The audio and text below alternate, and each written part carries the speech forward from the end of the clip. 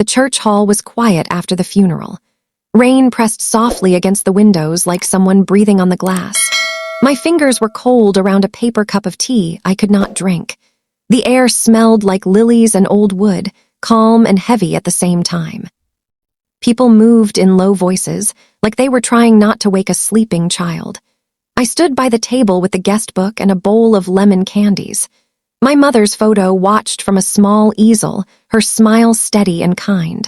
I tried to steady myself the same way. A man I did not know walked toward me. His coat was damp at the shoulders. His eyes were wet, but not from the rain. He stopped close, took my free hand, and held it like we had shared something important once. He leaned in so no one else would hear. "She wasn't your real mom," he whispered, and I felt the words land like a small stone in a quiet pond. He pressed a sealed letter into my palm, my name written on it in familiar, careful loops. His hand was shaking too. Then he stepped back as if he had done what he came to do. For a moment, the room tilted. The floor felt a little far away. My heart slowed like it was listening. My mind was calm and loud at the same time. I looked down at the envelope. I saw the soft curve of her handwriting. I saw the white edge where the paper would tear. I could not move my fingers. "I want to say something to you before I go on. Thank you for being here with me. If you want to hear the whole truth, please stay. Smash that like button right now. Subscribe to this channel and drop a comment telling me where you're watching from. It helps me feel less alone while I tell this. I am going to share everything. The love that raised me, the secret that waited, the letter that changed the shape of my heart, and the ending that surprised even me." Back in the hall, someone laughed softly and then stopped, like they remembered the day. A chair scraped the floor. Pastor Ben folded the guest book and tucked his pen into his jacket pocket. I took a breath and did not let it out for a long time. The man had already turned away. He blended into the small, moving crowd of dark coats and careful steps. I wanted to call him back. I wanted to ask his name. My throat stayed closed, like a door held gently shut. I slid the letter into my coat pocket. It felt heavier than paper. It felt like a key I did not know how to use. I stood there with my cold tea and the smell of lilies, and the rain kept tapping at the glass. When I think of my mother, Grace, I first see our small apartment. It sat over a quiet street where buses sighed and moved on. The rooms were bright in the mornings and gentle in the evenings. It was not much, but it felt enough. Plants lived on the window sill like old friends. A spider plant dangled soft green arms. A pot of basil leaned toward the sun.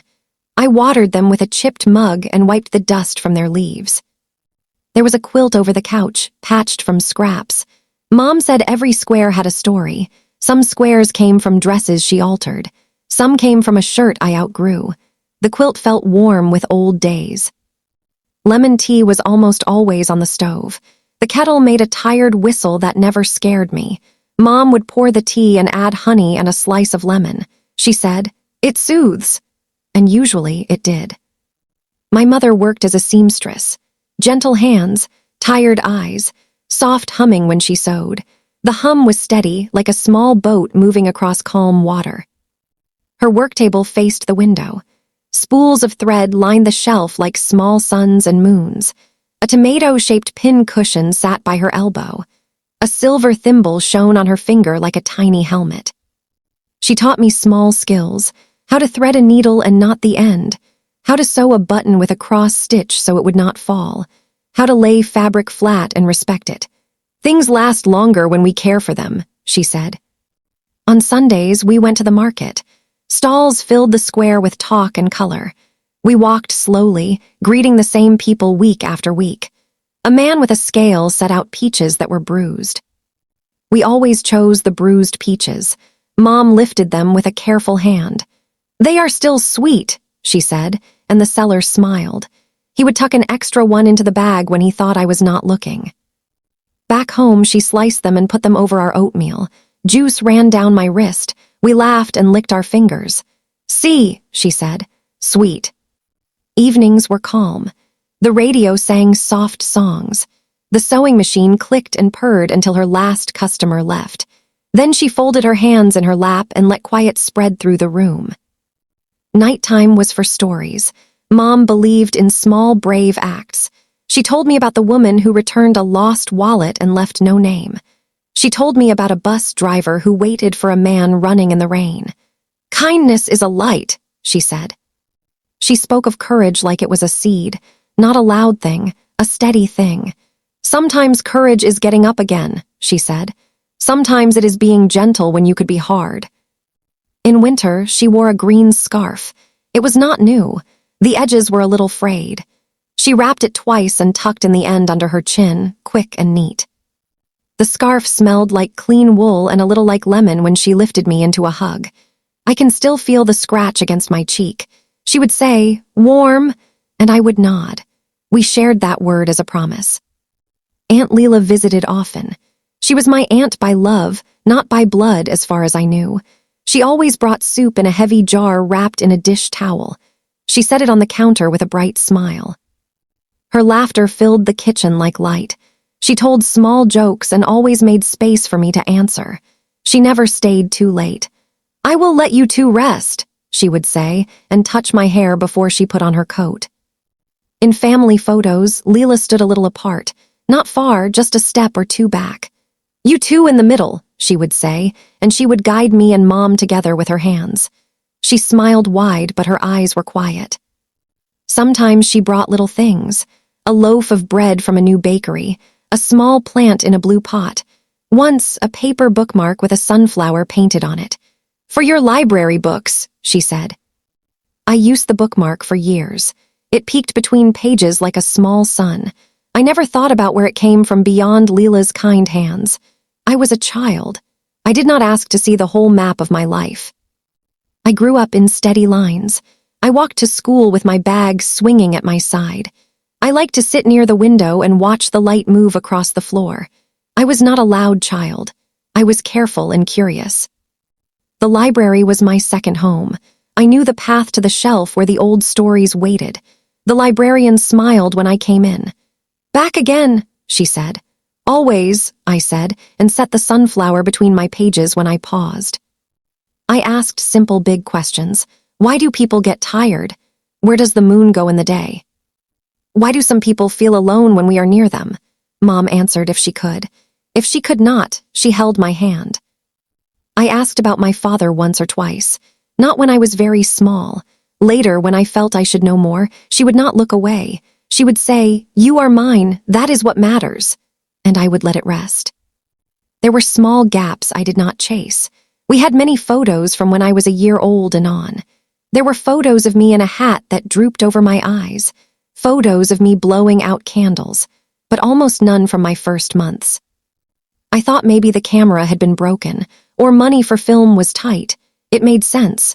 There were other places money had to go. I did not press. On my 8th birthday, Leela cried in the kitchen. I ran in to ask for more juice and saw her wipe her eyes with a paper towel. "Onions," she said, and laughed, and I believed her. There were small things like that. I did not gather them into a larger shape. We kept important papers in a tin, school forms, a vaccination card that was neat but had one date left blank. I saw it once when I was looking for my school certificate. I thought the nurse must have forgotten to write the day. Our days had a rhythm, work and school, tea and stories, simple meals, quiet laughter that opened slowly like a flower. We did not have much, but we did not feel lacking. Mom kept her promises. She said she would come to my school play, and she did, with her green scarf and a small bouquet of daisies from the market. She said she would teach me how to make her lemon tea, and she did, counting my spoonfuls with a smile. Trust was the fabric of our home. When I was older, I helped with small chores in the shop. I measured hems and wrote down phone numbers. "Be precise," she said. "Precision is a kind of respect." I learned to stay calm when something went wrong. She taught me how to mend thin places before they tore. "You see this," she said, lifting the fabric to the light. "If we catch it now, it holds." And I thought many times that this might be true for people too. Then came the last months. At first it seemed like a tired spell. She said she was fine. She touched my cheek and smiled, but the smile had a tremble. A cough settled in and would not go. She moved slower like she was walking through water. I made stronger tea. I cooked simple soups. "Rest," I said, and she tried. The doctor was gentle. He spoke in a low voice and tapped notes on a screen. There were tests, and then there was the word none of us wanted. A quiet word that changed the air. We went to the hospital when we had to. The lights were soft but steady. Machines blinked and made polite beeps. I learned the pattern of the hall the time the night nurse made her tea. I read to her in the afternoons. Short stories, news about the market, a paragraph from a book we both loved. Sometimes she listened with her eyes closed and her hand in mine. Sometimes she slept. I watched her sleep the way a guard watches a gate. She did not complain. She said, "I had a good run," with a small smile. She worried more about me. "You will eat," she asked. "You will take my old scarf when the wind comes," I promised. I kept those promises. One night she pressed the green scarf into my hands. "It smells like home," I said, and lifted it to my face. She nodded. "Then keep it near you," she said. I folded it and laid it on my lap like a gift. Her last words to me were simple. She looked at me like she was seeing the child and the grown person together. She held my hand with both of hers. "Keep your heart open," she said. I said I would. She closed her eyes and rested. After that, there were days that passed without shape. I moved through them like moving through fog. I made calls. I sat. I stood. I breathed. Ruth helped with the papers. She is my mother's cousin, practical but not unkind. She knew where to go and whom to call. "I will come by in the morning," she said, and she did. We sat at the table with envelopes and a notebook. Ruth wrote lists and ticked boxes. "Here's the form for the certificate," she said. "This is the number for the service." She pushed a cup of tea toward me and did not force talk. We kept the funeral small. That felt right. I chose lilies because they were simple and white. "They smell bold," Ruth said, and I nodded. "She liked brave things hidden in soft ones," I said. Pastor Ben sat with me in the church office. He had kind eyes and a slow way of speaking. "Tell me about your mother," he said. I told him about the quilt and the market peaches. He smiled and listened with his hands folded. He chose a psalm that spoke of a shepherd and quiet waters. He promised to speak gently and leave room for silence. "Grief needs space," he said in his mild tone. I felt grateful for his steadiness. We picked a photo for the easel. It was my mother in her green scarf, smiling with her head tilted a little, like she was listening. The light in the photo looked like morning. That felt right. The day of the funeral was gray and kind. A soft rain made the streets smell clean. People brought casseroles and bread. Someone left a small bunch of wildflowers at our door and did not leave a name. I ironed a dress and pressed the sleeves flat. I put the green scarf in my bag because I could not imagine that day without it. I touched the quilt before I left, pressing my palm to one of the squares. "Hold me," I said. It is a strange thing to say to a quilt, but I said it. At the church, Ruth and I stood by the door and greeted people. "I'm so sorry for your loss," they said. "She was a good woman," they said. "She taught me to hem a skirt," someone said, and I smiled. Pastor Ben nodded at me from across the room. Volunteers set out coffee and tea. The lilies in the vases opened a little more as the room warmed. The air held the scent like a blessing and a memory. I placed the photo on the easel and straightened it. I touched the frame with the back of my fingers. "We will do this," I whispered.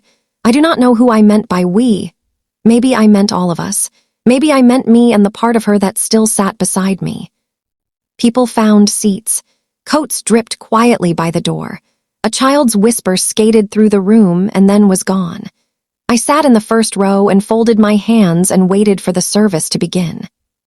In those minutes, I tried to remember everything at once. The lemon tea, the hum of the sewing machine, the market peaches, the stories about kindness, the green scarf, Leela's soup, the small gaps I did not chase, the last words spoken in a room of soft light. I did not yet know that the day would carry a secret to me. I only knew that I wanted to honor her, to carry her steady love forward, to keep my heart open the way she asked. Ruth touched my shoulder. "We're ready," she whispered. I nodded. I took a breath. The rain tapped against the windows like soft fingers on a drum, and we began. People were kind that day. They walked up to me with soft eyes. They touched my shoulder or held my hand for a moment. They spoke in gentle voices. I nodded and said thank you, again and again. I stood near the front, close to the photo of my mother. In the picture, she wore her green scarf.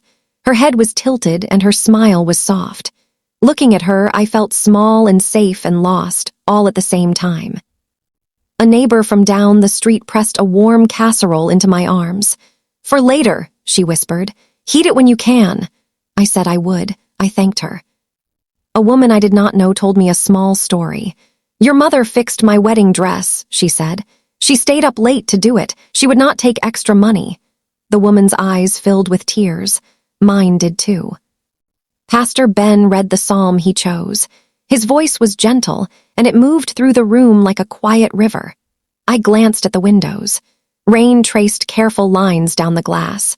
The lilies in their vases seemed to lean toward the sound. People laughed softly when someone told a kind story about my mother's way of refusing praise. They nodded when Ruth spoke about how dependable she was. I sat in the first pew, my hands clasped, and let the words pass over me like a blessing. At the end, there was a hush that felt almost warm. Coats rustled. Shoes made small sounds on the old floor. I stood up and turned to face the line of people who wanted to say goodbye to me as well. They came one by one. She taught me to sew a straight line, one said. She listened to me when I was new in town, another said. She was there when I had no one, someone whispered. I let those words rest inside me. Then the man stepped forward, the one I did not know. He was not older or younger in any strong way. His coat was damp at the shoulders. He held his hat in both hands. He came close enough that I could hear his breath. He reached out and held my hand. His grip was careful, respectful, like he had carried many fragile things. He leaned in, and his voice was very quiet. She wasn't your real mom, he said, and placed a sealed letter in my palm. My name was written on the front in my mother's careful, looping handwriting. His hand shook. My hand began to shake too. He did not let go of my fingers for a moment. He looked at me in a way that told me he was not trying to be cruel. He was trying to be faithful. She asked me to give this to you today, he said. I promised her. I opened my mouth to ask a question. 100 questions pressed against the back of my throat, but my voice did not come. My throat stayed closed, like a door held shut by a quiet hand. He squeezed my hand once, then let it go. He stepped back into the slow-moving line of people and was swallowed by dark coats and soft voices. I did not see where he went. I did not know his name. I looked down at the envelope. I ran my thumb over the edge and felt the raised shape of my name. My heart was moving in a strange way. It felt slow and loud at the same time. I slipped the letter into my coat pocket. It felt heavy and far too light all at once. I pressed my palm against the pocket as if I could keep the moment from opening. I took a breath. I let it out. The rest of the time at the church slid by like a dream. People hugged me. They promised to call. Someone brought me a glass of water and a small cup of tea. I held both for a while, not drinking either. Ruth came to stand beside me. She stood with her hands folded. You've done well, she said. It was a good service. I nodded. The words, she wasn't your real mom, kept floating up and settling down again inside my head like a leaf on water. When it was time to leave, the volunteers stacked chairs in quiet rows. Pastor Ben took the photo down from the easel and handed it to me. Take your time, he said. There's no rush to go. I thanked him. I carried the photo like it was fragile glass. Outside, the rain had lightened to a fine mist. We walked to the car. The green scarf was folded in my bag. I wanted to take it out and wrap it around me, but I did not. I held onto the image of her wearing it instead. Back home, the apartment smelled like cinnamon and lemon. Someone had lit 2 candles in the kitchen. I set the photo on the table and stepped back. The small light wavered on the glass and turned her smile gold for a second. People came in with dishes and soft words. Plates and cups made light sounds. Coats were draped over chairs. There were hugs, half-whispered memories, and a few gentle laughs that trailed off. The letter sat in my pocket like a stone. I moved through the rooms the way a slow tide moves, touching each space and pulling away again. Ruth was by the sink, putting food on platters. She set down a casserole and turned to me with the careful face she wore when trying to be practical. Not unkind, just steady. "We should think about the sewing machine," she said, drying her hands. "There's space if you want to keep it, or we could find a good home for it. It's a solid machine. It will last." I nodded. "We'll see," I said. My voice sounded quiet to my own ears. "We don't have to decide today," she added quickly. "Next week is fine, or after, I can ask around. Maybe there's a young person who would love it, or a school." "That might be nice," I said. The idea of the machine going on, still making neat seams, felt right. But the thought of it leaving the room where it had lived for so long made my chest ache. "I'll think about it." Ruth reached out and touched my shoulder. "Eat something," she said. "A few bites." I nodded again. I picked up a small plate and put a little of this and that on it. I did not taste much. My hands moved all the same. Someone asked where the extra glasses were. Someone else offered to make more tea. I smiled, gave directions, said thank you, and felt very far away. The letter warmed and cooled against my leg as I walked and said polite things. When the room felt full to the point of breaking, I slipped down the hall. I opened the door to my mother's room and stepped inside. The quiet was like a soft blanket. I leaned against it. The room smelled like lavender soap and clean cotton. A small jar of hand cream sat on the nightstand. The quilt was pulled tight. Her slippers were tucked neatly under the bed, heels together. A small stack of folded blouses waited on the chair. I sat on the edge of the bed and put my hands on my knees. I looked at the photo on her dresser, a picture of the two of us at the market, one summer, with peaches in a paper bag.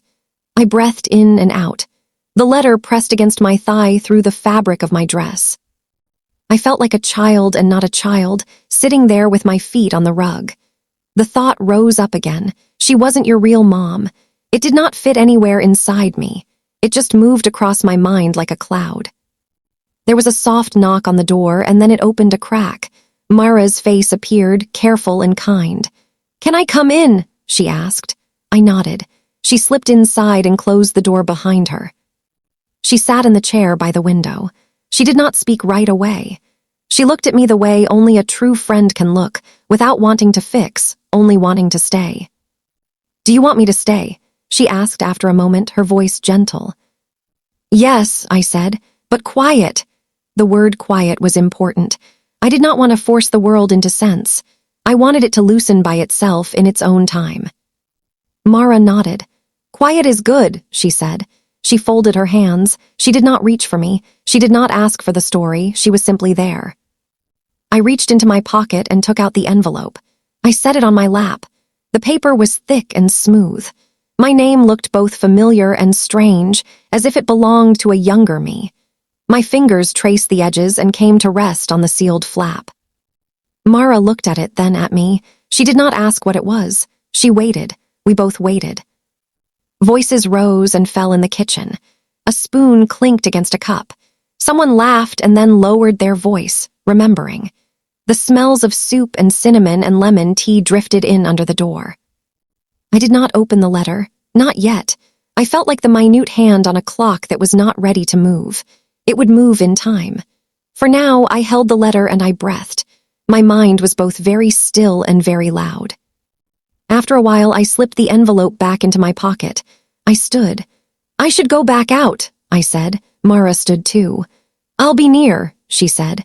We walked down the hall together, then separated, like two small boats leaving the same harbor. The afternoon stretched and then folded. People drifted away. They kissed my cheek, touched my hand, made promises to check in.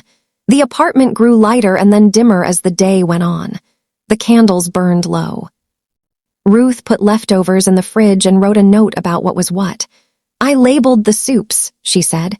"Heat the soup that smells like thyme if you need comfort. The other one is hearty." She smiled a little. "I'll come by in the morning." "Thank you," I said, "for everything." She brushed a crumb from my sleeve and nodded. "You rest," she said. "Try to sleep." When the last person left, the apartment felt both huge and too small. I turned off the kitchen light and stood in the doorway. The fridge hummed. The candles flickered. Outside, the rain had stopped. The air felt washed. I carried the photo of my mother to the living room and set it on the shelf by the plants. I touched the frame. "Good night," I whispered. The words came out soft and ordinary. I listened to the silence that followed. I made myself a cup of lemon tea and sat on the couch with the quilt over my lap. I did not turn on the television. I did not put on music. I let the room hold me. In the quiet, I heard my mother's humming in my mind. Like a far radio, out of tune but kind. Small, odd memories drifted up. The missing photos from my first months. The time I asked about my first day in the world, and my mother changed the subject with a clumsy touch I had never seen in her before. The birthday when Aunt Leela cried in the kitchen and blamed the onions, and I believed her because I wanted to. Why had I not asked more? Why had I been so content with what I was given? Because I felt safe, I think. Because love can be enough to make the shape of a life feel complete, even if there are blank spaces in the corners. I took the letter out and set it on the coffee table. The candlelight made the paper look warm. I could not stop looking at my name. It was like the letter was calling me by my own voice. I waited a little longer. I drank my tea and felt the heat move into my chest. I closed my eyes for a moment and saw the green scarf around my mother's neck, neat and soft. I opened my eyes. I reached for the envelope. My hands moved as if they belonged to someone older than me, someone who had done this before. I broke the seal slowly, so the tear was quiet. I opened the flap and slid out the folded pages. They were held closed by a paperclip. My mother's handwriting covered the first page. It was neat and steady and a little slanted, the way she wrote grocery lists and notes to customers. I felt a small pain in my chest. I could hear the scratch of her pen in my head. I glanced at the bottom of the last page and saw her signature. Grace. The letters curved one into the next like holding hands. I brought the paper to my lap. I breathed in. I began to read. "My child," it began. "If you are reading this, I am gone. I did not want to leave this earth with any words unspoken. I love you more than anything. I have loved you every day of your life." I stopped and closed my eyes. I pressed the paper against my heart. I could feel my pulse. I placed the letter back on my knees and went on. "There is a truth I should have told you sooner. I am sorry for waiting. I told myself I was protecting you. I told myself I was keeping our life simple and whole while you grew. That was not the whole story. I was also afraid. Aunt Leela is your birth mother." The sentence sat on the page like a small stone. My eyes went back to the beginning and read it again. The words did not move. They did not try to make themselves softer. "You were born on a cold night," the letter went on. "There were no doctors, only a midwife and a small room above a corner store. Leela was 19. She was frightened and kind. She was brave in a way that did not feel like bravery to her. I was with her. So was a neighbor, Mr. Hart. He drove us in his old car and kept the engine warm. The streets were quiet. The snow had stopped, but the cold pressed in. We climbed the narrow stairs and waited for your first cry. You came into the world with your eyes open. You were small and perfect and angry at the air. Leela held you first. She rocked you and sang a song I did not know. She kissed your forehead and then looked at me. She asked me to raise you. I put the letter down and stared at the wall. The candle flame moved a little and then steadied. I could hear my breath. I could hear the hum of the refrigerator. I picked up the letter again with both hands. We had spoken before that night. We had made a plan if this was what she wanted when the time came. There were reasons I will not put here. They were not cruel reasons. They were simple and hard and private. She looked at me and said, "Please." I said, "Yes." We made a promise together. We promised to give you a simple, whole story while you grew. We told ourselves that we would tell you when you were older. Then the years passed. You were happy. You were kind. You were steady. The secret felt heavier in my hands, but I kept waiting. I was afraid. I was afraid you would see me as a thief. I was afraid you would run from me. I was afraid I would lose the name you gave me, which was Mom. I see now that waiting this long was its own harm. I am sorry. I am so sorry. Please know this. I have been your mother in every way that I could be. I changed you and fed you and read to you. I taught you to sew a button and to be gentle with your hands. I walked you to school and kept you warm. I sat up when you were sick. I loved you every minute. Please know this too. Leela loved you every minute as well. She loved you forward. She loved you in the doorway and on the sidewalk and in the chair by our window where she sat and told you silly jokes. She loved you by standing a little apart and letting me stand close. She loved you bravely from nearby. If you can, talk to her. She has her part of the story. She has a heart that has held a quiet ache for a long time. Please be gentle with her. I read those lines twice. The words "be gentle with her" took on a weight.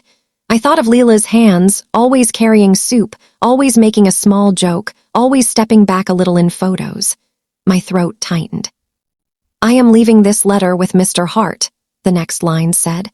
He promised to give it to you after my funeral. He was there the night you were born. He is a good man. He will keep his word. I am sorry for the things I did not say. I am sorry for the fear that kept my mouth closed. I hope you can forgive me. If there is any mercy in the world, I hope you feel now what I have felt every day, that you are mine in the way that matters most. I love you, I love you, I love you. Grace. The last line was small, as if her hand had been tired. There was a tiny smudge near the end where her pen must have paused. I traced the letters with my fingertip. The paper felt warm from my hands. My eyes blurred. Something thin slipped from between the pages and fell into my lap. I set the letter aside and looked down. It was a small paper bookmark, old and familiar, with a sunflower painted on it. I picked it up with shaking fingers. The edges were a little worn. There was a faint crease near the top where I used to bend it. I had not seen it in years. I had thought it lost. A small sound came out of me, the kind you make when you find something you thought you would never see again. I held the bookmark and cried. I cried without making a lot of noise. The tears slid down and dropped onto the paper and left tiny dark spots that dried and left no mark. I pressed the sunflower to my lips and closed my eyes. How long did I sit there? I do not know. The candles burned down and made small pools of wax. The fridge hummed on. Outside, a car passed and then another. The night settled, and then it settled some more. I picked up the letter again and read it from the beginning. I read it aloud, softly, to the plants and the empty room and the space on the couch beside me where my mother had sat 1,000 times. My child, I whispered as I began. The words wove through the air. They landed in my chest.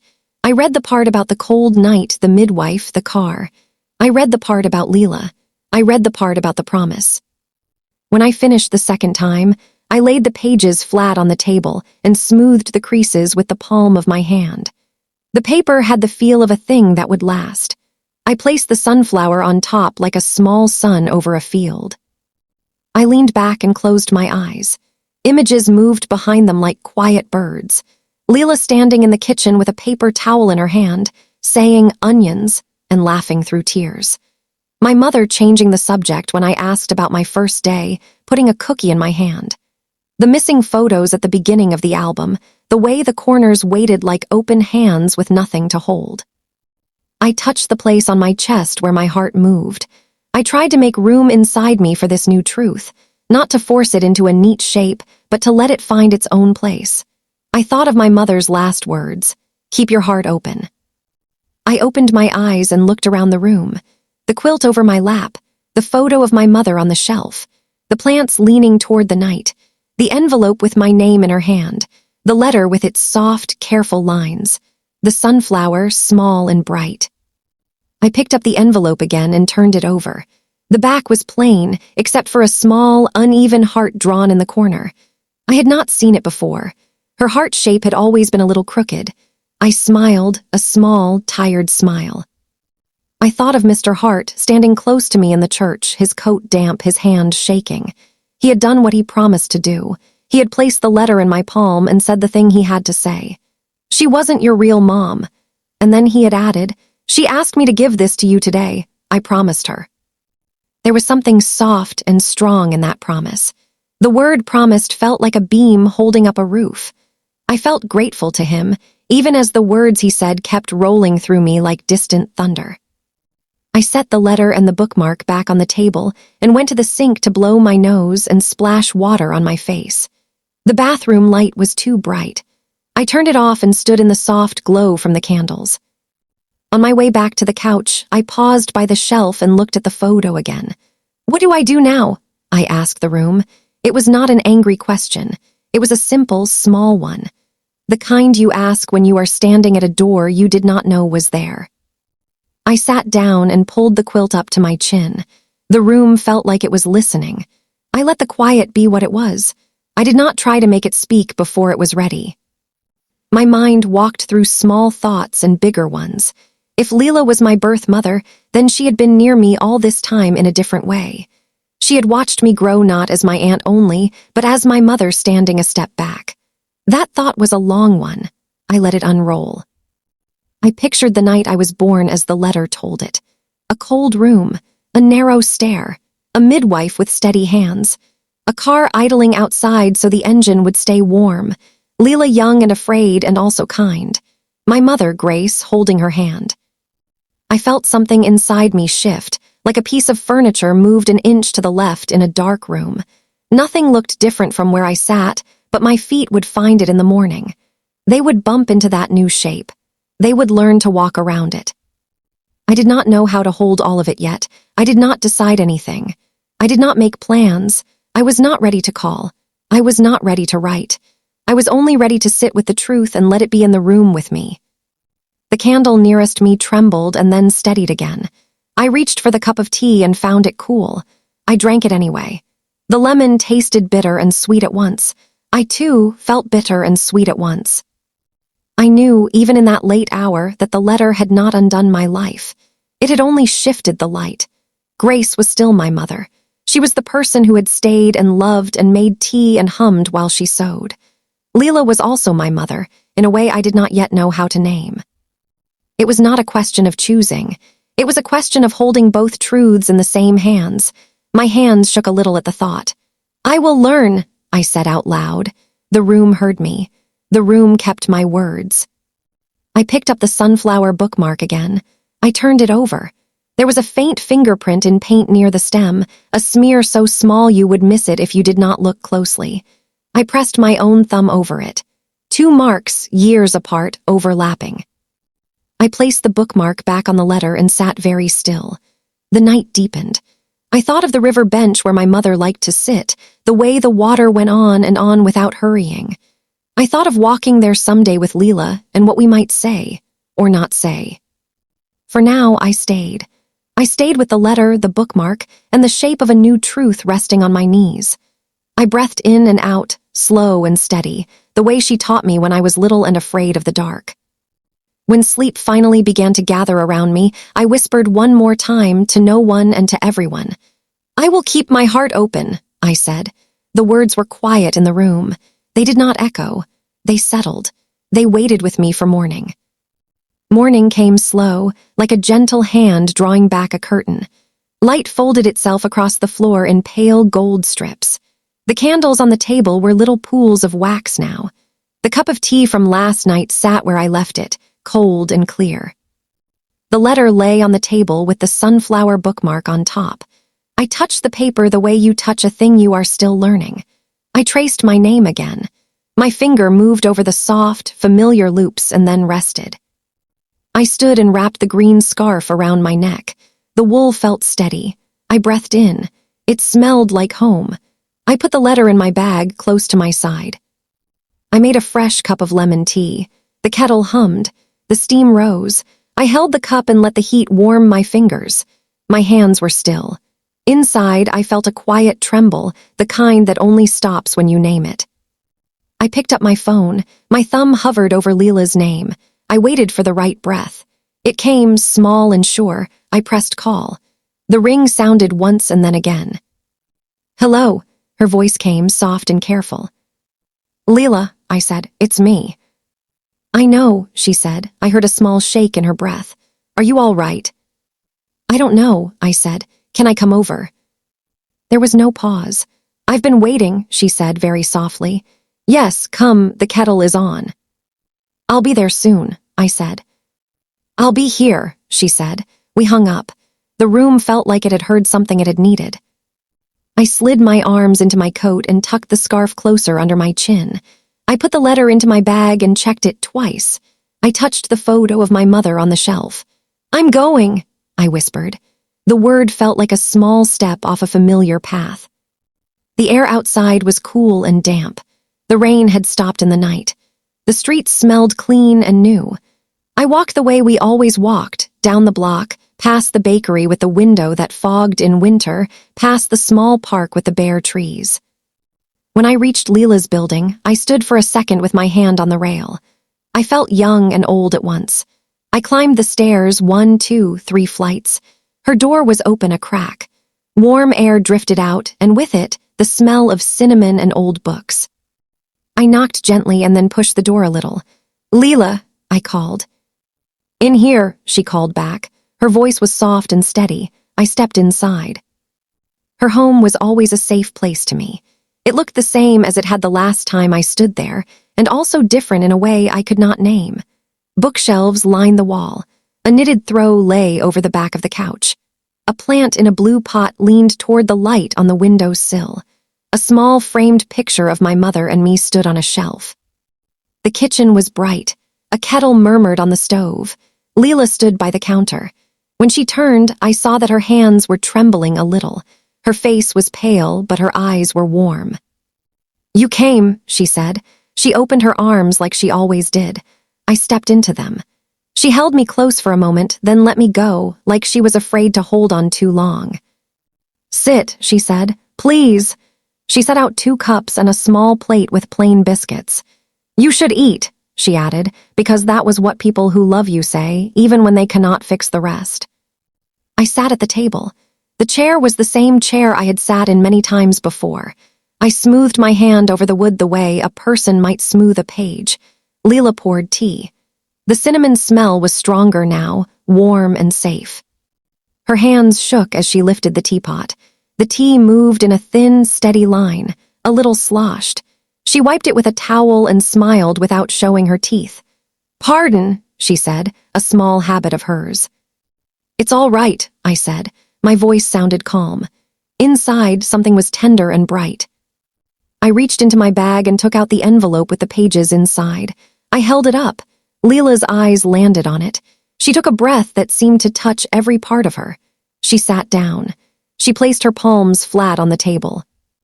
"I have it," I said, "from Mr. Hart at the church." She closed her eyes and nodded once. "I asked her to let me be the one," she said. "She said no. She said it would be too much. She asked him instead. He is faithful. He keeps his word." I placed the letter on the table between us. "I read it," I said. She opened her eyes and looked at me. She reached out and placed her fingertips on the edge of the paper. She did not pull it to her. She just touched it and closed her eyes again for 1 heartbeat. When she looked up, her eyes were wet. "I was young," she said before I could ask. "I was scared, but I loved you from the first moment." The room held those words like something precious. I did not rush them. I let them settle. I folded my hands to keep them from shaking. "Why didn't you tell me?" I asked. My voice was soft. It was not angry. It was a child's question wrapped in grown skin. "I wanted to," she said, "many times." She looked past me, toward the window, as if she could see those many times lined up in the air. "But I promised your mother, and she was your mother." She reached for her cup. The saucer clicked softly when she set it down again. "We thought we were being wise," she said. "We thought we were keeping your world simple while you grew, and then the years took us. The secret grew heavy, and we grew afraid." She looked back at me. "We were wrong to wait," she said. "I am sorry." I nodded. The words felt both too much and not enough. They were the words that were possible. "Tell me," I said, "please."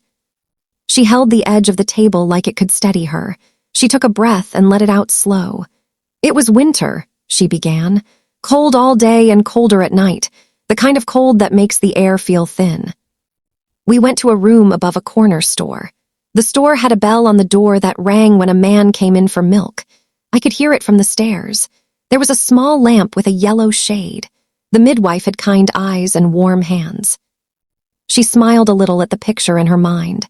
"Your mother, Grace, wore her green scarf," she said. "She wrapped it around her twice and still shivered. She held my hand. She said, 'We can do this.'" I believed her because I needed to. "I was 19, she said. "I was not ready for the world, but you were ready for it. You were ready for breath and sound and light." She wiped her cheek with the back of her hand. "You came with your eyes open. You looked like you were searching for something you already knew." She placed her palm over her chest. "I held you first. I counted your fingers. I smelled your hair. I said your name.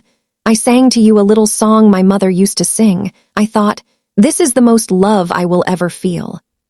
She closed her eyes for a second, then opened them and went on. "And then I did a thing I thought was brave. I gave you to Grace." She let the words rest between us. The clock on the wall ticked with a small, steady sound. The smell of cinnamon felt heavier now, as if it wanted to carry something for us. "I believed it was best for you," she said, her voice soft. "I did not have a home like this. I did not have a job. I did not have a way to hold you steady the way you needed. Grace did. She was sure and patient. She was a harbor." Her mouth trembled. "I thought giving you to her would be the brave thing. I did not know how it would feel to let go." She shook her head slowly. "Some things you cannot know until the door closes." She took a breath and then another. "Mr. Hart drove us there in his car," she said. "He was our neighbor. He kept the engine warm so the car would start again. He stood in the hall and held the coats and said nothing he did not need to say. He is a keeper of promises. He kept this one for a long time." She lifted her hands and then set them back down carefully, as if each motion might spill. "After that night, we made a map. I would be near. I would be Aunt Leela. I would bring soup. I would bring laughter. I would step back in photographs. I would love you without taking your feet off the ground where Grace had set them." She looked at me and waited for my face to tell her if she should keep going. I nodded. "Please," I said, "keep going." "Each birthday," she said, "I wrote you a letter I never mailed." She stood up then, slowly, as if she had grown older while she spoke. She walked to the bedroom and opened the door. I heard the soft slide of a drawer. I heard a small box lift and the faint creak of old wood. She came back holding a small wooden box in both hands. It was polished from years of touching. The lid had a carved leaf on it. The corners were a little worn. She set it on the table between us and pushed it toward me. "Here," she said, "these are yours." I put my hands on the box but did not open it right away.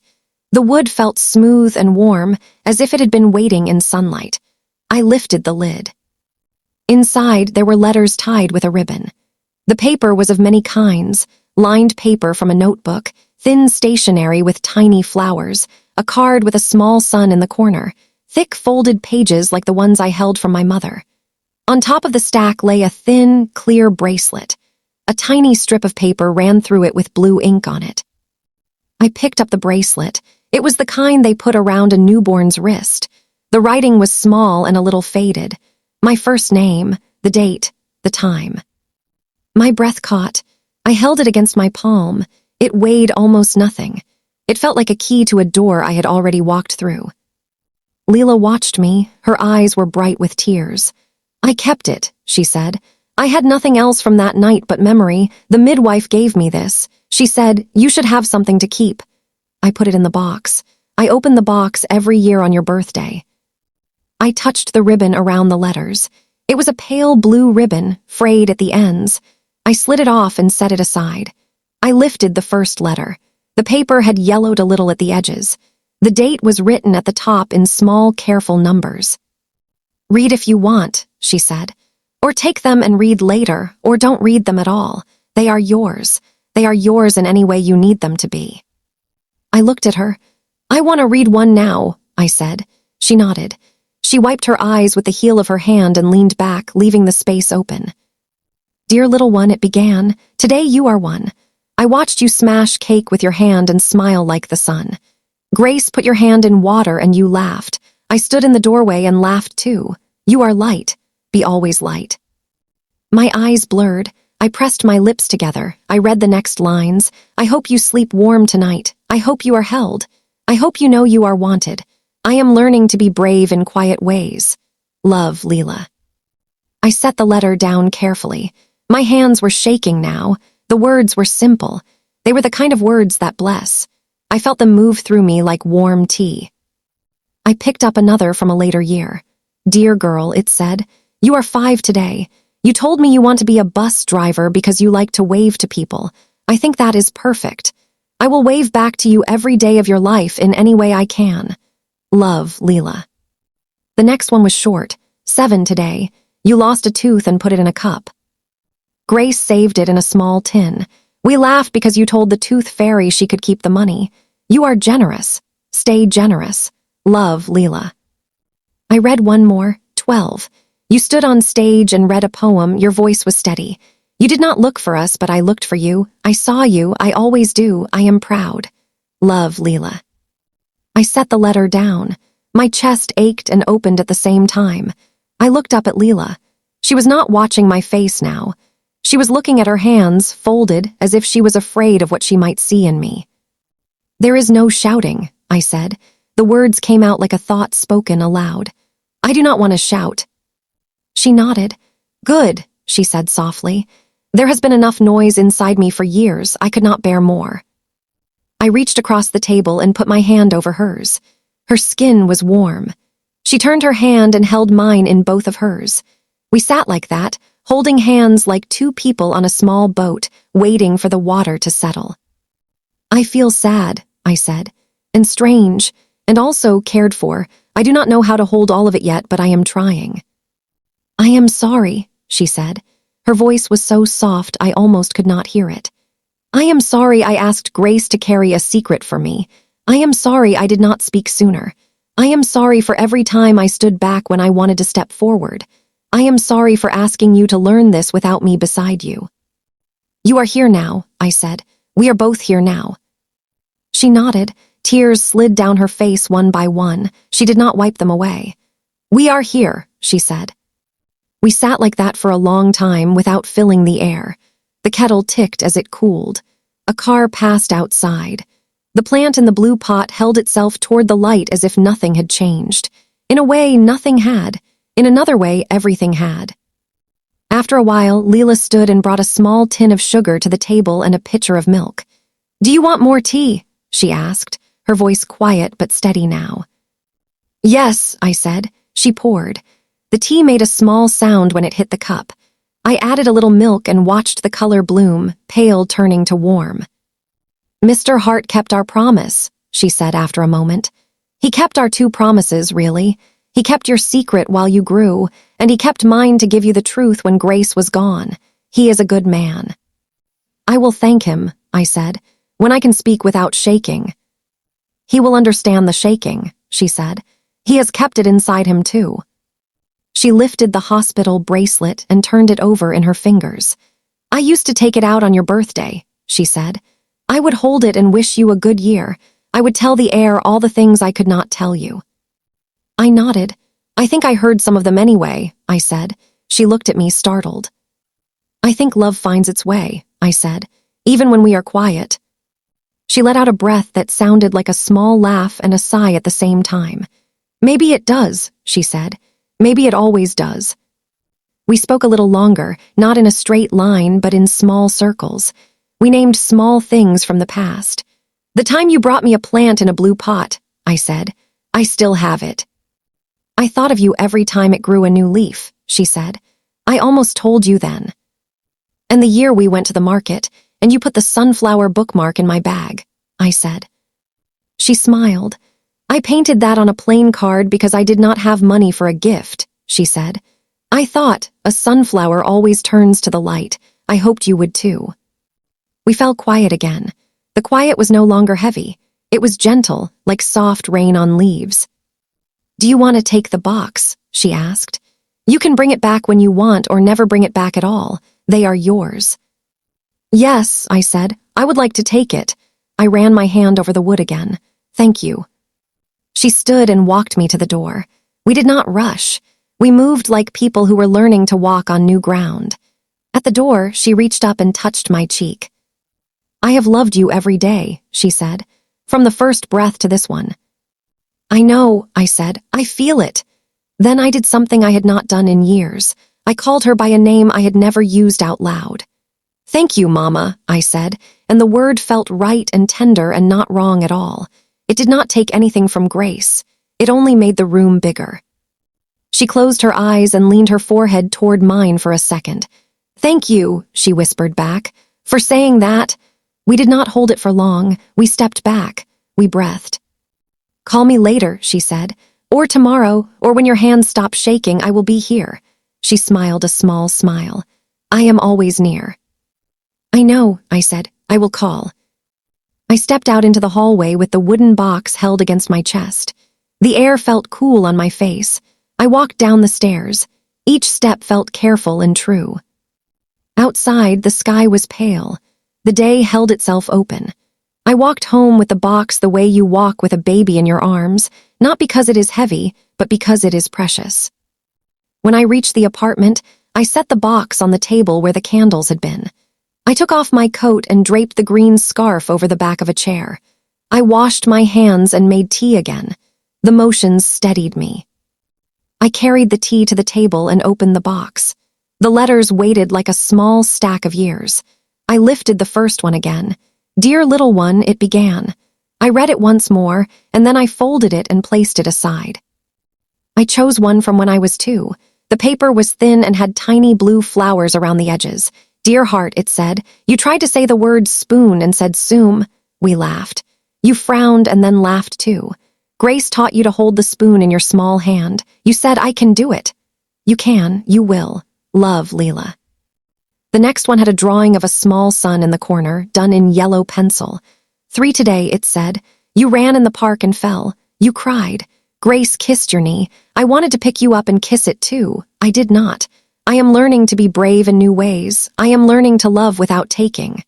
Love, Leela. I reached for one from later. 9, you read a whole book by yourself. You were proud. You showed me your sunflower bookmark and told me it was your lucky. I smiled. I wanted to say I made it for you, but I did not. I kept the secret and I kept the smile. Love, Leela. 11, you asked where your father was. Grace told you the truth she could give.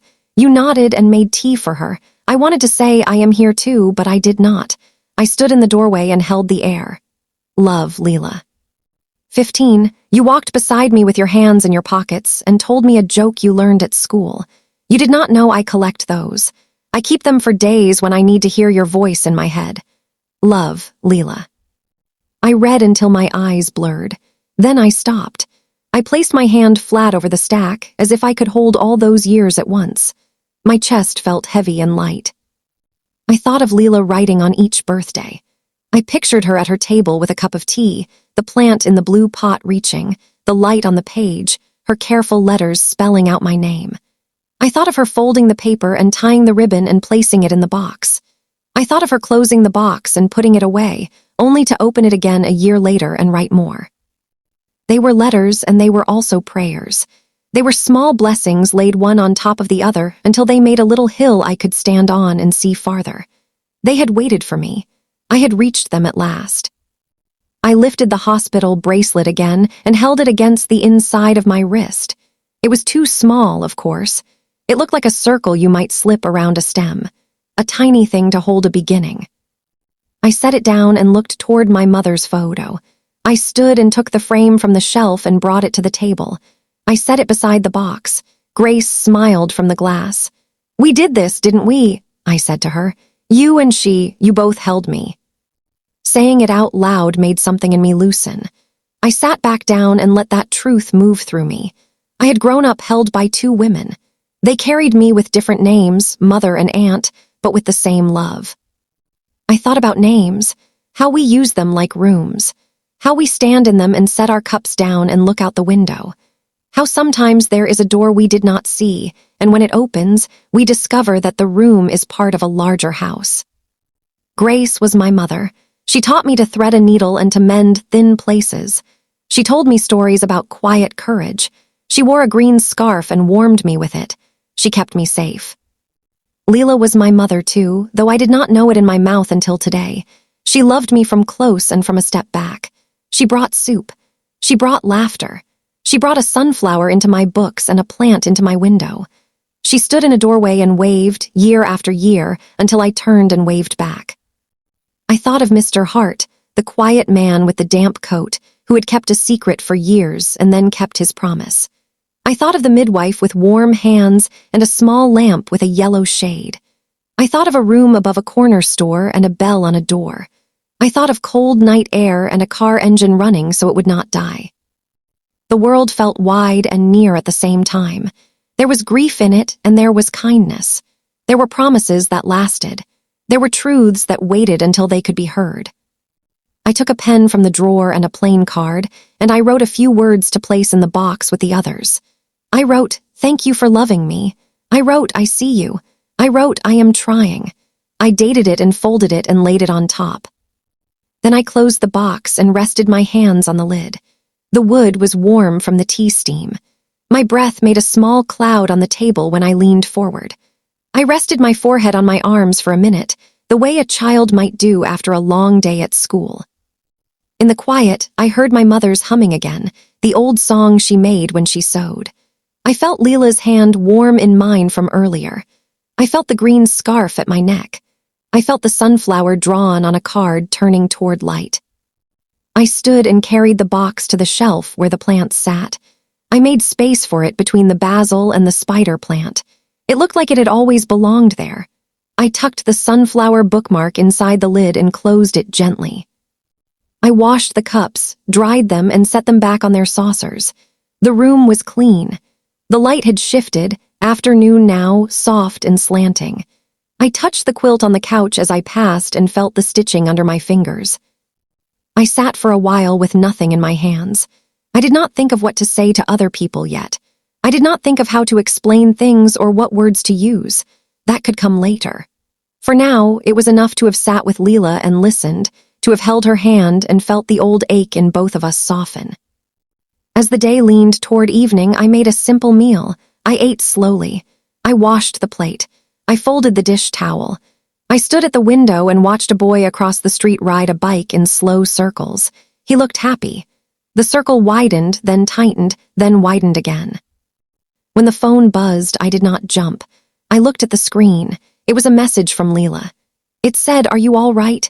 It said, "I love you." I wrote back, "I'm here." I wrote back, "I love you too." I turned off the bright lights and left one lamp on. I took the photo of Grace back to the shelf. I stood there with my hand on the frame. "We are all right," I said out loud. "We are moving." It sounded true, even if we were moving slowly. I wrapped the green scarf around my shoulders and sat on the couch. I held the sense of both women near me. I let the new shape of my story settle into place. It did not have to be tidy. It did not have to be complete. It only had to be true. The night would come again. I would sleep and wake and call and listen. I would meet Mr. Hart and say thank you. I would keep reading the letters, not all at once, but one by one, the way you take small sips of something warm when your throat is sore. I breathed in, I breathed out. I rested my hands in my lap. I felt a peace I had not expected, like a thin, soft blanket laid over everything. The blanket did not hide the edges. It just made them easier to touch. I thought of my mother's last words. Keep your heart open. I thought of how an open heart lets in light and also lets in sorrow. Both are real. Both can be carried. "I will try," I said into the quiet room. "I am trying already." And the room, which had held me so well the night before, held me now, as I learned a new way to belong to my own life. I went into my mother's room with slow hands. The door moved easily, like it had been waiting for me to come back. The smell of lavender soap and clean cotton met me right away. Sunlight lay in a bright stripe across the bedspread. Dust floated in the beam and turned like tiny, quiet birds. I stood for a moment and let the room settle around me. The quilt was folded at the foot of the bed, neat as always. Her slippers were tucked under the chair with the heels together. A hairbrush rested on the nightstand with a few gray strands caught in it. Everything looked like she might walk in and say, "There you are." I sat on the edge of the bed and put my hands in my lap.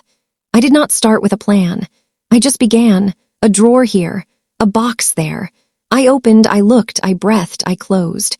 If I felt myself hurry, I stopped and rested my palm on the quilt until my breath slowed again. I folded blouses the way she had taught me, smoothing the sleeves so the lines lay quiet. I stacked scarves. I found the green one at the bottom of the drawer and held it to my face. Then I set it carefully on the bed beside me, like placing a small gift in a trusted hand. On the dresser, a tin that once held cookies kept her sewing things. It was scratched and dented from years of opening and closing. I lifted the lid and found spools of thread, needles caught in felt, a thimble bright as a small coin. There were buttons sorted by color in tiny paper envelopes. Under the pincushion, a scrap of folded paper waited. My fingers knew it wasn't a pattern or a receipt. It felt different, thinner, softer. I slid it out and unfolded it. The note was written in her careful, small letters. "If you are looking, you are ready." That was all it said. My breath left me in a small, steady line. I touched the words. I could hear her voice in them. I lifted the tray of thread and found a photograph underneath. I had never seen it. The edges were soft with age. The picture showed a newborn wrapped in a thin blanket. The baby's face was mine. I knew it without knowing how. Only the corner of another face showed in the photo, just an edge of a cheek and a line of hair. Near the corner, on a chair, a green scarf lay folded, the end tucked under neat and familiar. The scarf looked like it was watching too. I pressed the photo to my chest. My hand covered the small face and then moved back so I could see it again. My eyes filled, and quiet tears slid down.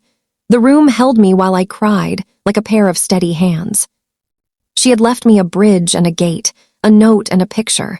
"If you are looking, you are ready." I was looking. I was ready enough, not for everything, for this step. That was all I needed. I placed the photograph in the pocket of my cardigan where it would rest against my heart. I closed the tin and set it back on the dresser. I placed the note in my wallet where I keep small truths I might need to touch again. There was a small card tucked inside the envelope from the funeral, the one I had not noticed right away. Mr. Hart's name and number were written on it in simple print. I took the card from my bag and turned it over in my fingers. The paper felt like a promise. I walked to the kitchen and put on the kettle. The room felt different and the same. I poured hot water over tea leaves and watched the color spread like a soft stain. I held the cup and let the steam warm my face. When I felt ready, I picked up the phone. I dialed the number on the card. The ring sounded quick and then even. My hands did not shake as much as I expected. "Hello," a voice said. It was the voice I remembered. Quiet, careful, it carried years. "Mr. Hart," I asked, "this is Grace's daughter." I paused and then added, "the one from the church." "Yes," he said softly, "I know." His breath was a low sound. Are you all right?" "I am moving," I said. "Would you meet me at the cafe near the church?" "Yes," he said. "Of course, when?" "In an hour," I asked. "I'll be there," he said. "I'll bring nothing but my hat." The small joke was gentle. It made something in me loosen. The cafe near the church had a bell on the door that always sounded too cheerful for quiet days. I held the bell with my hand when I went in so it would not ring. The windows were fogged a little from the heat inside. The smell of coffee and toast wrapped itself around my coat. Mr. Hart was already there. He sat at a small table near the window with his hat in front of him like a second person. He stood when he saw me. He looked smaller without the damp coat. His eyes were kind and tired. "Thank you for coming," I said. I put my hand out. He took it in both of his and shook it gently. His hands were warm and rough. He gestured to the chair. "Please," he said. "Sit." We ordered tea because coffee felt too sharp for the morning. The cups came quickly, set down with a small clink. He wrapped his hands around his cup and looked at me with respect, as if I were the one who had carried his promise all these years. "I'm sorry for the way I said it at the funeral," he began. "I did not want to hurt you."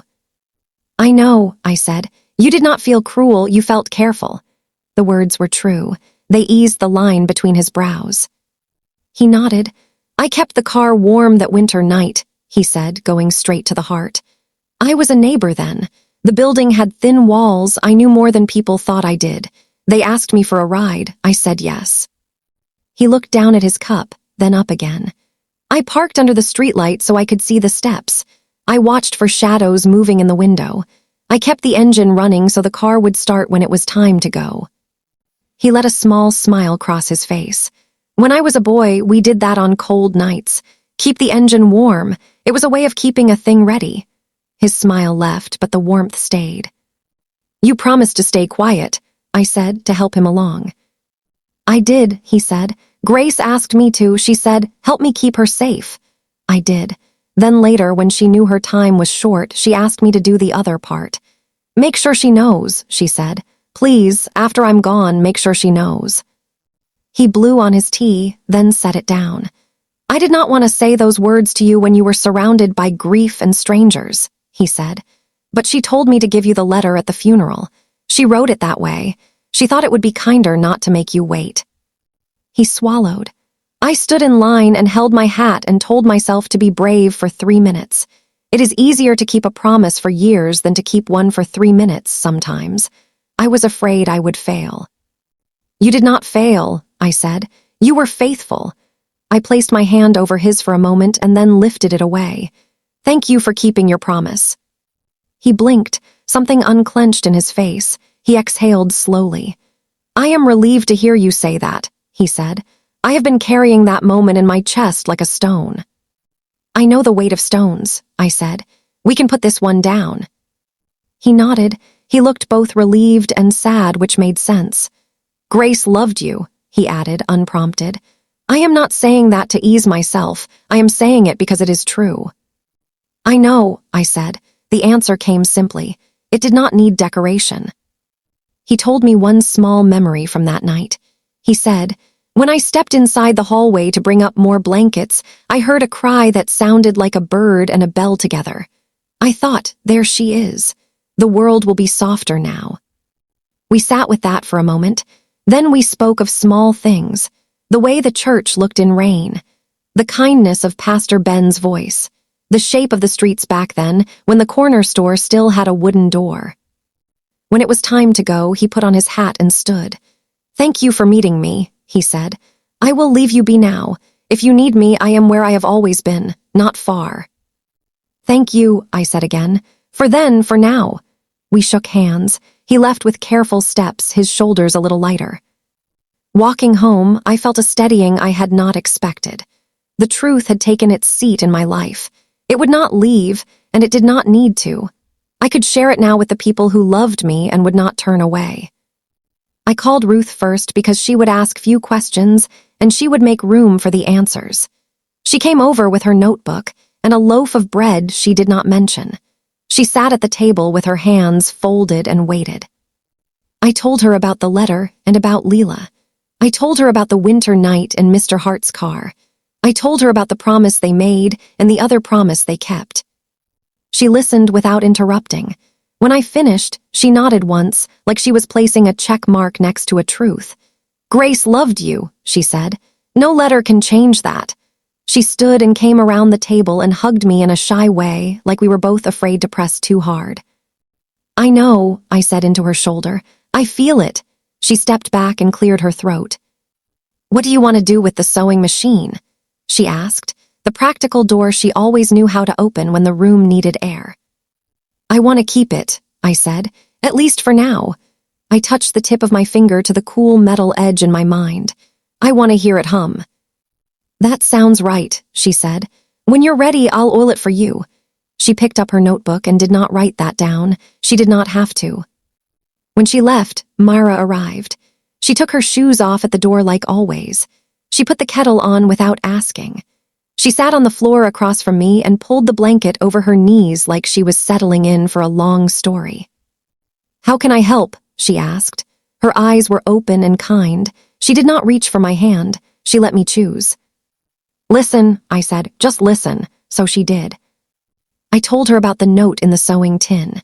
If you are looking, you are ready. I told her about the photograph with the corner of an unfamiliar face and the green scarf folded like a promise. I told her about meeting Mr. Hart, about the bell of the cafe and the relief in his eyes when I thanked him. We sat with the quiet after. She nodded, slow and deep. I am here, she said. Today, tomorrow, on the day you want to talk and the day you want to be quiet. I know, I said. It helps. Life began to knit itself into a new rhythm. Not fast, not all at once. Small stitches, quiet seams. Sundays found a new shape. On Sundays, I went to Leela's home with lemons in a paper bag. We made tea and added slices like thin suns. We sat at her table with the wooden box between us. The plant in the blue pot leaned toward us like it was listening. We opened one letter each time. We did not rush. We let each one have its day. Sometimes we read it together. Sometimes I read it aloud and heard how her words sounded in my voice. Sometimes she read, and I listened to the shape of my life in her mouth. We cried over small lines that would look plain to someone else. The way she wrote, "You looked at me and then at the door." The way she wrote, "I am learning how to love from the doorway." The way she wrote, "I am near." We laughed at small details. The haircut that went wrong and made my ears look too big for a week. The day I decided I hated peas and arranged them in a perfect circle on the plate. The time I insisted on wearing 2 different shoes to the market and claimed it was my style. We made something new too. We walked by the river and counted ducks and did not mind the quiet. We planted a sunflower in a blue pot and set it on her window sill. We took a photo of our hands holding the same cup, fingers touching, the steam rising between our skins like a thin veil. We looked for places where the old love lived and made room for the new. She told me stories about Grace I had not heard. The way she hummed while she sewed because that kept her from holding her breath. The way she could thread a needle in the dark by feel alone. I told her stories about my childhood that she already knew from the doorway, but now could hear from the table. The time I forgot my lines in a school play and said, "I am a tree," and the audience clapped anyway. The way Grace would quiz me on my spelling words by writing them in flour on the counter so I could see and feel at once. We found a slow comfort in these Sundays. We let them build a bridge. We did not look down too often. We looked forward and at each other. We let the tea steam and the words move like small boats.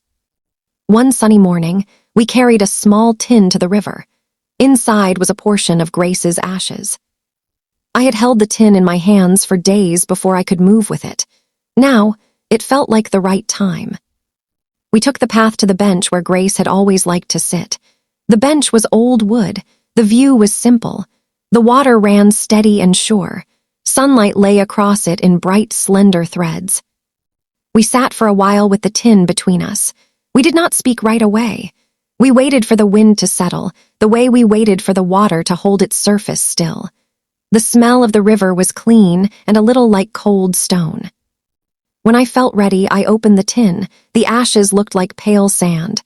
They were lighter than they seemed. I scooped some in my palm. Leela did the same. "We are here," I said, my voice soft and steady. "We are with you." "Thank you," Leela said, her eyes on the water, "for loving us both." Her voice did not break. It rang clear and quiet. "Thank you," I said, to the air, and to the water, and to the wooden bench, and to the green scarf folded in my bag. For every morning, for every stitch, for every story, for every cup of lemon tea. I held my hand out over the river. The ashes slid from my palm and caught the light. They touched the surface and then disappeared, moving into the wider world. Leela did the same. We watched as the water carried them, sparkling like 1,000 small goodbyes that were also hellos. We did not speak for a long time after. The silence was not empty. It felt full, like a bowl. It held us. The wind moved gently through the trees. A small bird landed on the far bank and tilted its head as if listening. When we stood, we touched the bench as we passed, the way you touch a door you are grateful for. We walked back up the path, our steps even and unhurried. The world felt the same and also a little softer, like someone had laid a quiet hand on it. On the way home, we bought a loaf of bread and a small jar of honey. We ate slices with tea in her kitchen. We did not say many words. We did not have to. The day spoke for us. At home, I put the sewing machine on the table and oiled it the way Ruth had promised to show me. I threaded the needle twice, then a third time when I did it wrong. The thread finally ran true. I pressed the foot pedal and listened to the hum. It sounded like a familiar song. I took an old shirt with a thin place near the shoulder and mended it. I went slow. The needle went down and up, down and up. The fabric took the stitch and held it. I breathed with the machine, a soft rhythm. I thought of the note in the sewing tin. If you are looking, you are ready. I thought of all the ways she had prepared a place for me to find what I needed when I needed it. The way she left a map with tiny marks only I would recognize. Later, I called Mr. Hart to tell him about the river.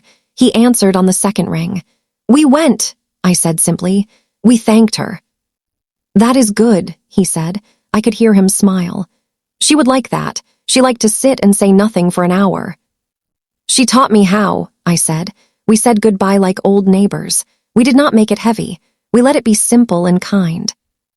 Ruth came by the next day and brought more labels and an envelope I had not known I needed. When I told her about the river, she nodded. That's right, she said. She liked that bench. She liked the light on that water. Then she asked if I had eaten and did not sit down until I said yes. Mara brought over a small plant with round leaves and set it on the shelf by the box. It is hard to kill, she said. Even for me. We laughed. Then we sat on the floor and watched the light change on the wall. When I grew quiet, she rested her head on my knee and said nothing. Days folded into weeks. The sunflower in the blue pot reached toward the window and grew a little more each day. On Sundays, its face turned toward us like it knew what we were doing. Leela and I kept reading one letter at a time. We did not hurry. We let the years speak in their own soft voices. We took one small photo each week for ourselves, not for anyone else. Our hands on the same book, our feet side by side in the grass, the steam from our cups rising together in the morning light. They were little anchors, holding the days in place. I began to dream of my two mothers together, not in a dramatic way, in small, ordinary scenes. Grace tying Leela's apron strings as they laughed at a joke. Leela bringing a bowl to the table and Grace setting out spoons, the two of them looking at me with the same steady pride. I kept the photograph from the sewing tin in my wallet.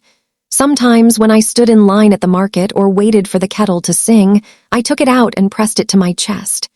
The baby's face looked up at me. The green scarf watched from the corner. I said, "We are all right," and felt the words land. There were moments of ache, of course. I would pass the mirror and see my own face and wonder whose cheekbones I carried. I would remember a birthday and feel the shape of Leela's absence standing next to the shape of her presence. I let those moments come. I let them go. I did not rush them out of the room. When I told the story aloud to someone new, never all at once, never more than they could hold, I found myself speaking in two names. My mother, Grace, I said, and my mother, Leela. The words did not stumble. They found the right chairs and sat down. I learned to make lemon tea the way Grace did, and I learned to save the peel the way Leela did, to twist over the cup so the oils kissed the steam. I learned the weight of the wooden box in my hands. I learned the hum of the machine. I learned the path to the bench by heart. One afternoon, Leela handed me a small envelope. I wrote you one more letter, she said, and smiled in a shy way. This one is for now. You do not have to put it in the box. I opened it while she watched. It said only, I am grateful. It said, thank you for making a place for me. It said, I will love you forward for the rest of my days. My eyes filled. I folded the letter and put it in my pocket with the photo. 2 small papers, 2 steady truths. We did not fix the past. We did not need to. We simply let it be what it was and let the present be what it could be. We made new rooms in the house of our lives. We walked through them without hurrying. We learned where the light fell. On the last warm day before the air turned crisp, we went back to the river bench. We did not bring the tin. We brought 2 cups with lids and a tin of biscuits. We sat in silence. The water moved. The world lifted and set itself down again. When we stood to leave, Leela touched my elbow and pointed to a small plant growing between 2 stones at the edge of the path. It was a tiny sunflower, wild and brave, its head the size of a coin. It had sprung up where no one had planted it. Look, she whispered. It found a way. We smiled. We did not need to say more. At home, home that evening, I set the kettle on and looked around the room. The quilt on the couch, the sewing machine on the table, waiting, the photo on the shelf, the wooden box by the plant, the green scarf over the chair, the sunflower in its blue pot turning toward the last light. I felt a quiet strength in my body. Not loud, not large, just firm. I knew where to put my hands. I knew where to stand. The truth had found a place that did not hurt to touch. I sent a message to Mara and to Ruth. It said, "Thank you for listening." It said, "I am all right." I sent a message to Mr. Hart that said, "We planted a sunflower." He sent back a single word, "Good." I walked to my mother's room and laid my palm on the quilt. "We are keeping your ways," I said. "We are making new ones too." The words felt like a promise I could keep. I turned off the lights and stood for a moment in the dark doorway. The room smelled like lavender still. The bed looked smooth and quiet. I pressed the photo in my pocket to my chest. I breathed in and out. The house breathed back. The days would keep coming. They would bring more small truths and more quiet joys. They would bring ache and also laughter. They would bring new stitches, and I would make them, one by one. As I went to the kitchen to pour tea, I thought of the river. I saw the ashes turn in the sun and disappear into a larger story. I felt the silence that had held us there, full and kind. I carried that silence with me. I set it down like a bowl between us whenever we sat together, and we filled it with simple words. We did not lose anything by telling the truth.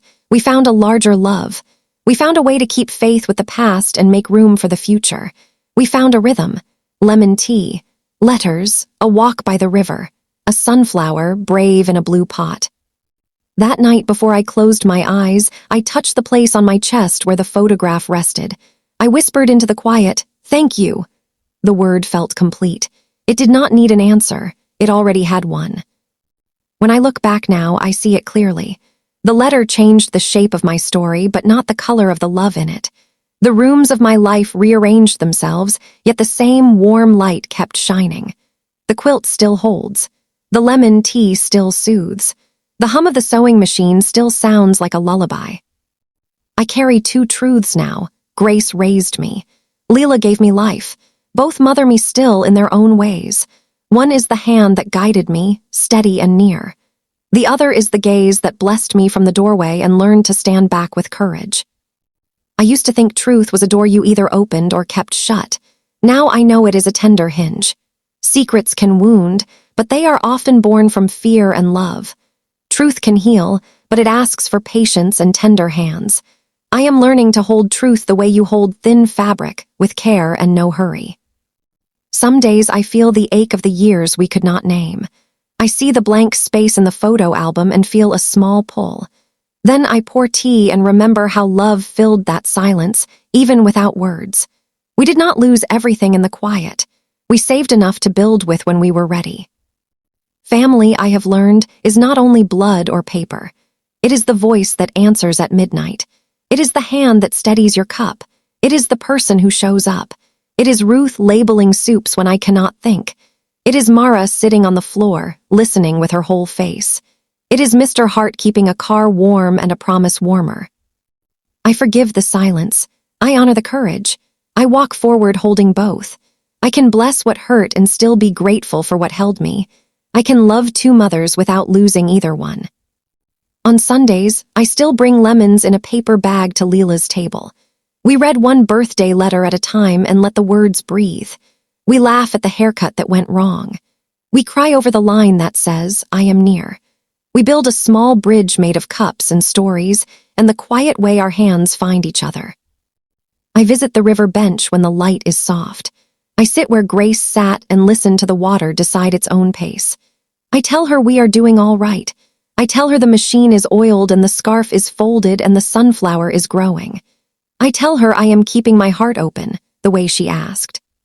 Some mornings I wake with both women beside me in memory. Grace hums while she threads the needle, quick and sure. Leela laughs and sets a cup by my elbow. I look at them and at the life they made together and I whisper, "Thank you." The words feel simple and whole. Thank you for being here with me. If you stayed to the end, you have been gentle company. Your listening has felt like a warm hand on a cool day. I feel less alone because you sat with me in this room of my life. A soft invitation. If this story met you somewhere tender, please like, subscribe, and tell me where you are listening from. It helps this little circle feel warm and alive. Your words become little lights in the window. I see them. I am grateful. Before I close, I want to leave you with a picture I carry. On the sill, there is a sunflower in a blue pot. Each morning, it turns its face toward the light without making a sound. I try to do the same.